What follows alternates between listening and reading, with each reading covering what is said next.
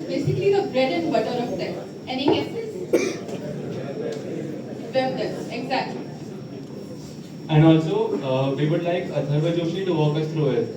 He is a fourth-year student with extensive experience in full-stack development, bringing a dynamic and practical experience to web development.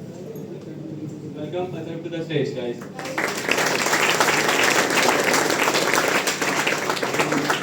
Thank you guys just an audience check यहाँ पे first year के कितने लोग हैं please hand raise so mostly first year ये बहुत basic चीज़ें cover करेंगे बट इतना कवर करेंगे कि आप इसके एंड तक वेबसाइट पूरी की पूरी कैसे बनाते हैं क्या टेक्नोलॉजीज यूज करके बनाते हैं वो पूरा सीख जाओगे ठीक है बहुत बेसिक रहेगा बट अंडरस्टैंडेबल है मेरे को बस इतना बताओ कि ये सेशन इंटरेक्टिव रहना चाहिए ऐसा नहीं कि मैं बात कर रहा वैसे शांत रह के सुन रहे सो लेट्स बिगिन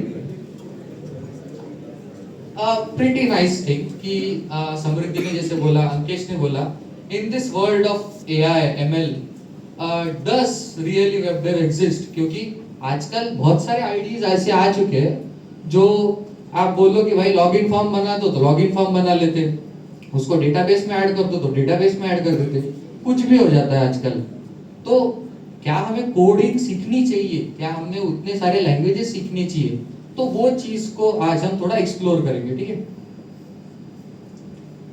तो basically web dev universe web dev में बेसिकली चार चीजें आती है एक फ्रंट एंड एक बैक एंड एक डेटाबेस और एक डिप्लॉयमेंट फ्रंट एंड मतलब कैसा वेबसाइट दिखती है बैक एंड कैसी वेबसाइट काम करती है डेटाबेस अपना जो डेटा है वो कहाँ पे स्टोर होता है और डिप्लॉयमेंट कि अपना जो कोड है वो सिर्फ लोकल मशीन में न काम करते हुए इंटरनेट पे काम करना चाहिए तो ये चार चीजें हमें ध्यान रखनी है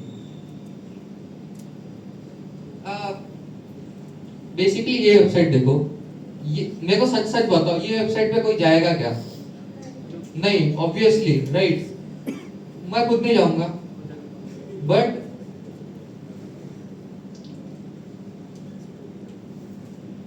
बेसिकली अच्छे वेबसाइट्स बनानी चाहिए उसके लिए the most important thing is front and so जो भी टेक्नोलॉजीज है उसको कवर करते हैं ठीक है to learn front end development और to be a front end developer you first need to learn these few things that is HTML CSS JS ये पढ़ना किसने चालू किया वो हाथ ऊपर करो राइट चलो कुछ कुछ लोगों ने स्टार्ट किया है ठीक है HTML CSS JS हो गया एक बार वो हो गया फिर आप टेलविंड पे जाओ फिर बूटस्ट्रैप पे जाओ अब मेरे से बहुत लोग बोलते हैं कि भाई CSS सीख लिया वो टेलविंड CSS और बूटस्ट्रैप क्या है तो बहुत अच्छी चीज है एक कि अगर आपका कोई कोड है वो 5 लाइन का है अगर वो 5 लाइन का कोड आप 1 लाइन में लिख सकते हो तो वो फायदेमंद है कि नहीं है बताओ राइट तो बस हमारा काम बचाने के लिए हम फ्रेमवर्क्स यूज करते ठीक है तो CSS बहुत बड़ा लिखना हो जाता है इसलिए अपन टेलविंड यूज करते या बूटस्ट्रैप यूज करते बट आजकल के इंडस्ट्री में टेलविंड सबसे ज्यादा यूज होता है तो हम भी वही सीखेंगे ठीक है अब HTML के बहुत सारे फाइल बन जाते CSS के बहुत सारे फाइल बन जाते और हर चीज खुद कोड करना हमें आलस आता बेसिकली जब आप बड़े वेबसाइट्स बनाते हो आपको बहुत सारी चीजें कोड करनी पड़ती है बट वो बहुत हेक्टिक हो जाता आप एक सोचो अगर आप किसी टीम में काम कर रहे हो ठीक है उस टीम में 3 बंदे काम कर रहे हैं तो एक बंदे ने एक चीज बना के रख ली है ऑलरेडी समझो एक लॉगिन फॉर्म है वो बना के रख लिया है एंड दूसरे बंदे को उसकी जरूरत है तो वो वापस वही चीज क्रिएट करेगा क्या इज इट फीजिबल यस और नो प्लीज राइट वो जिसने बनाया वो उसी से मांग लेगा भाई तू मेरे को दे दे मैं तेरा कोड कॉपी पेस्ट कर लेता बट ऐसी कुछ चीजें होती है जो कॉपी पेस्ट नहीं हो सकती तो वो जो फाइल्स है ना मैं वो फाइल ले लूंगा सीधे तो उस चीज के लिए ना फ्रेमवर्क्स बनाए जाते हैं कुछ कुछ इनबिल्ट चीजें होती है जो ऑलरेडी क्रिएटेड होती है जो इनबिल्ट चीजें होती है उनको हम लाइब्रेरीज बोलते हैं क्या बोलते हैं हम लोग लाइब्रेरीज राइट और जो कलेक्शन ऑफ लाइब्रेरीज होती है जो हमें वेबसाइट बनाने में हेल्प करती है उसको क्या बोलते हैं हम लोग फ्रेमवर्क्स। क्लियर? इतना क्लियर है? हाँ ना बोल भाई। हाँ, right. तो हमारे पास बेसिकली ये 5 फ्रेमवर्क्स है। पांचों सीखना है क्या? नहीं, एक ही सीखना है। एक ही सीखना है पर उसको मास्टरी करनी है। 5 फ्रेमवर्क है, रिएक्ट, नेक्स्ट, व्यू, एंगुलर, स्वेल्ट। अब मेरे को पूछोगे कि अलग अलग फ्रेमवर्क्स है तो सबके कुछ अलग अलग फायदे होते हैं, सबके कुछ अलग अलग नुकसान होते हैं, ठीक है। But as a beginner level एक बार आपका वो HTML CSS JS वाली जर्नी हो गई तो आप मेरे इससे रिएक्ट स्टार्ट करो, रिएक्ट के बाद नेक्स्ट.js पे शिफ्ट हो जाओ। बहुत इजियर वे है वो। एक बार आप इन चीजों को समझ लोगे then others are pretty easy to understand, right? इतना क्लियर है? तो UI लाइब्रेरीज, कौन इतना बड़ा UI करते बैठेगा, कौन इतना बड़ा कोड लिखते बैठेगा? वेबसाइट तो जल्दी बनानी है ना। हमको तो आलस आता, हमको UI कोड करने को आलस आता। तो कुछ लोगों ने सोचा कि हम जो बना रहे हैं वो हम कहीं पे स्टोर करके रखते। तो कुछ UI लाइब्रेरीज है नेट पे कि जैसे 21st.dev हो गया, Asternity हो गया, Magic UI हो गया, शायद CN हो गया। ऐसे वेबसाइट्स है जहां पे कंपोनेंट्स अवेलेबल है। कंपोनेंट्स मतलब आपने सोच लिया कि चलो भाई लॉगिन फॉर्म है इधर, Asternity में बहुत अच्छे लॉगिन फॉर्म्स है, तो आप लॉगिन फॉर्म वहां का कोड कॉपी पेस्ट कर लो, अपने वेबसाइट पे कॉपी पेस्ट कर लो, खत्म, इजी। तो अपना ही काम इजी करने के लिए ये सारे वेबसाइट्स अवेलेबल है गूगल पे, इनको आप जाके सर्च कर लेना, ठीक है? Is it clear guys? Cool. तो चीजें क्या सीखनी चाहिए, इनिशियली क्या क्या सीखना चाहिए, ये चीज है। पहले तो कोर वेब बेसिक भाई HTML CSS JS सीख लिए, फिर component, state management, routing, navigation, API integration. अब आप सोच रहे होंगे कि भाई भैया बोल क्या रहे हैं सब। तो आपको हर जगह जब भी आप वेब डेव करोगे आपको हर जगह एक चीज कॉमन दिखेगी, वो है API। What is an API? Application program interface. कुछ लोग बहुत इसको टफ चीज बना देते हैं, बट कंसीडर आप एक रेस्टोरेंट में गए हो, आपको खाना ऑर्डर करना है, ठीक है? तो आप बेसिकली वेटर को बोलोगे कि भाई तू खाना लेके आ जा, ये वेटर जाएगा शेफ के पास, वो शेफ को बोलेगा कि इनका ये ऑर्डर है, आप मेरे को खाना बना के दे दो, तो वो ही खाना बना के हमको लाके दे देगा, ठीक है? तो कंसीडर हमारा जो शेफ है वो हमारा डेटाबेस हो गया, ठीक है? और हमको डेटाबेस से कोई तो भी इंफॉर्मेशन चाहिए, तो मैं क्या भेजूंगा? मैं एक API भेजूंगा। API यहाँ पे मेरा क्या काम कर रहा है? वेटर का काम कर रहा है। डेटाबेस पे जाएगा, देखेगा भाई है तो लेके आ जाएगा, भाई नहीं है तो एरर फेंकेगा कि ये डेटाबेस में नहीं है। क्लियर? इतना क्लियर? पक्का? Cool.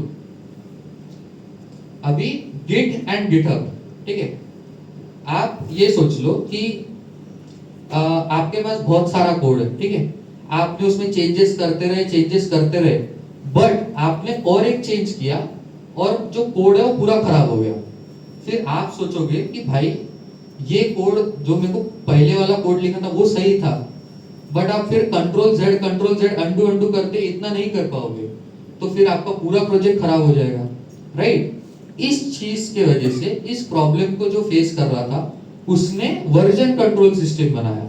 वर्जन कंट्रोल सिस्टम मतलब बेसिकली गिट एंड गिटहब, ये दो चीजें जो वर्जन कंट्रोल के लिए यूज होती है। फॉर एग्जांपल आपने थोड़ी वेबसाइट बनाई, आप वो थोड़ी वेबसाइट को गिटहब पे डाल दो, ठीक है? थोड़ा सा कोड लिखा, आप उसको गिटहब पे डाल दो, थोड़ा सा और लिखा, वापस गिटहब पे डाल दो। उसका मतलब क्या होगा कि अगर आपका कोड आपके लैपटॉप में लिखते हुए खराब भी हो गया ना, तो आपको पता है कि ये कोड का कॉपी एक गिटहब में ऑलरेडी स्टोर्ड है, अपन उधर से ले सकते। समझा? Is it clear? इतने ही यूज केसेस है वर्जन कंट्रोल पे, ठीक है? अब very interesting thing that is backend. हम ये सोचते होंगे कि obviously WhatsApp blue ticks, UPI in 2 seconds and जो स्विगी के ऑर्डर्स आते हैं, ये सब चीजें होती कैसे? लाइक मैंने किसी को मैसेज भेजा, उसको गया, उसने पढ़ा, वो चीज मुझे पता चली कि मेरा जो व्हाइट टिक है वो ब्लू टिक में कन्वर्ट हो जाता। ये चीज कैसे होती है? मैं स्विगी पे ऑर्डर तो कर रहा, बट वो होटल को पहुंच कैसे रहा है? ये चीज कैसे होती है? You know, we just do, we don't think how it is happening. तो जो सोचता है ना वही असली बैकएंड डेवलपर बन सकता है। You have to try multiple things.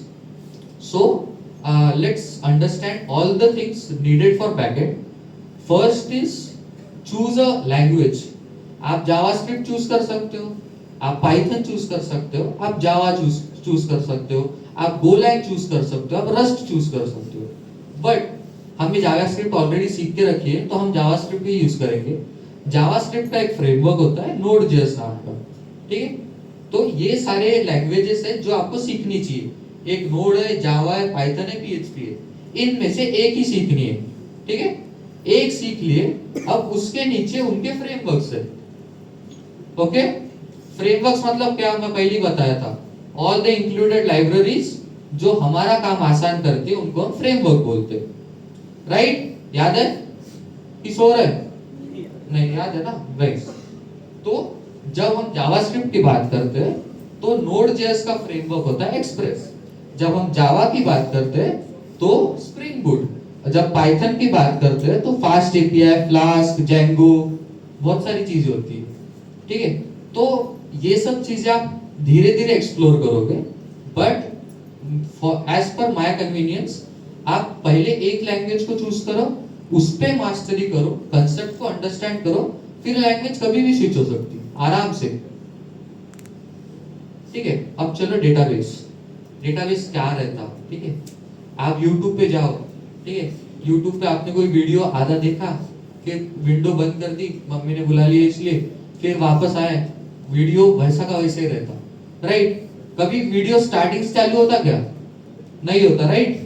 वो चीज कैसे होती? जो आपका टाइम है वो कहीं तो स्टोर होता होगा ना, राइट? है ना? जब इंस्टाग्राम पे पोस्ट करते हो, भाई चलो कुछ दिन खोला ही नहीं, ये अपना एग्जाम था तो इंस्टाग्राम अनइंस्टॉल कर लिया, वापस इंस्टॉल कर लिया, सब वैसा का वैसा ही रहता है। मतलब वो चीजें कहीं तो स्टोर हो रही है। कहाँ स्टोर हो रही है? तो डेटाबेस में स्टोर हो रही है। क्लियर? अभी डेटाबेस बहुत सारे अलग अलग टाइप के डेटाबेस होते हैं। एक रहता है एसक्यूएल डेटाबेस, एक रहता है नो एसक्यूएल डेटाबेस। ये बेसिकली दो मेन चीजें हैं। अब इन दोनों में फर्क क्या? तो जो चीजें टेबल फॉर्म में स्टोर हो सकती है, भाई रो में और कॉलम में जो चीजें स्टोर हो रही है उनको हम एसक्यूएल डेटाबेसेस बोलेंगे, और जो चीजें ऐसा रैंडमली स्टोर हो रही है, दो स्ट्रक्चर फॉर्म है बट बहुत रैंडम है, उनको हम नो एसक्यूएल डेटाबेस बोलेंगे। ठीक है, इतना क्लियर? हाँ ना बोल भाई? हाँ, नाइस। अभी रिलेशनल डेटाबेस या एसक्यूएल डेटाबेस, उनमें तीन टाइप है, एक MySQL, PostgreSQL, Oracle. No SQL के तीन टाइप है, MongoDB, Cassandra, couch. In memory Redis, vector DB. ये तो कुछ नया है, वेक्टर डीबी। आजकल के एआई के जमाने में आपने किन लोगों ने चैट जीपीटी यूज किया है ना? आप चैट जीपीटी को बोलो कि भाई मेरे बारे में ना समरी निकाल दे, वो आपको आपके नाम के साथ बराबर समरी निकाल के देगा, है कि नहीं है? किया है कभी ये ट्राई? है ना? लिखवाते हो ना, अपना रेज्यूमे लिखवाते हो, अपना पोर्टफोलियो बनवाते हो, चैट जीपीटी से इंफॉर्मेशन निकालते हो ना। मतलब वो चीजें कहीं तो स्टोर होती होंगी, राइट? बट एआई हम सबके जैसा काम नहीं करता। एआई अगर टेक्स्ट के फॉर्म में इंफॉर्मेशन स्टोर करने लग गए तो कितना ही बड़ा डेटाबेस हो जाएगा, कितनी बड़ी जगह खाएगा। तो एआई को जो है ना, जो टेक्स्ट होता है, या फॉर एग्जांपल अभी के लिए टेक्स्ट ही समझ लो, आपके जो मैसेजेस होते हैं ना वो नंबर में कन्वर्ट होते हैं, और नंबर को प्रोग्रामिंग में बेसिकली वेक्टर्स बोला जाता है। थोड़े स्ट्रक्चर्ड फॉर्म में नंबर होता है बट उसको वेक्टर बोला जाता है। तो वेक्टर को स्टोर करते हैं हम लोग वेक्टर डीबी में। ठीक है, इतना समझा? ठीक है, तो एआई के जब एप्लीकेशंस बनाओगे ना तो आपको डेटा स्टोर करना पड़ेगा। तो ऐसी नॉर्मल स्टोर नहीं करोगे, तो आप वेक्टर डीबी में स्टोर करोगे। ठीक है, क्लियर? अब एआई क्या करता है? सर्च करता है। अपन नॉर्मल जैसा सर्च करते हैं वैसा करता है कि एआई सर्च? नहीं, वो बहुत ऐसा दिमाग लगा के सर्च करता है ना, कि भाई नहीं, ये बंदे का ये प्रोफाइल है, इस बंदे के पास जाके ये इंफॉर्मेशन कलेक्ट करनी है। So basically that is called as semantic searching. Semantic searching मतलब मीनिंगफुल सर्च। अब वो मीनिंगफुल सर्च कहाँ पे यूज करता, वो वेक्टर डीबी उसको हेल्प करता मीनिंगफुल सर्चेस के लिए। ठीक है, इज इट क्लियर? नाइस। अभी एसक्यूएल किसने सुना है? किसने एसक्यूएल सुना है? राइट। एसक्यूएल ना बहुत कॉम्प्लिकेटेड होता है, उसमें बहुत सारे क्वेरीज लिखने पड़ते हैं। तो कुछ लोगों को बेसिकली गूगल को ही आलस आ गया था कि कौन इतना बड़ा एसक्यूएल का कोड लिखेगा, इतने कॉम्प्लेक्स क्वेरीज सर्च करेगा। तो उन्होंने ना ऐसा डेटाबेस बनाया जहाँ पे डेटाबेस की एंट्री में क्वेरी नहीं लिखनी है, बस फंक्शन कॉल करना है। भाई ऑथेंटिकेशन करना है या लॉगिन विद गूगल करना है, तो फंक्शन है लॉगिन विद गूगल, उसमें नेम डाल दो, पासवर्ड डाल दो, अपने आप सारा चीज हैंडल कर लेगा। तो ऐसे डेटाबेस को हम लोग बोलते हैं क्लाउड नेटिव डेटाबेसेस, जैसे फायरबेस, सुपरबेस, Amazon DynamoDB। ये आपको है ना फंक्शंस प्रोवाइड कर देंगे। ठीक है, आपका काम इजी हो जाएगा। मतलब इज इट क्लियर गाइस? पक्का?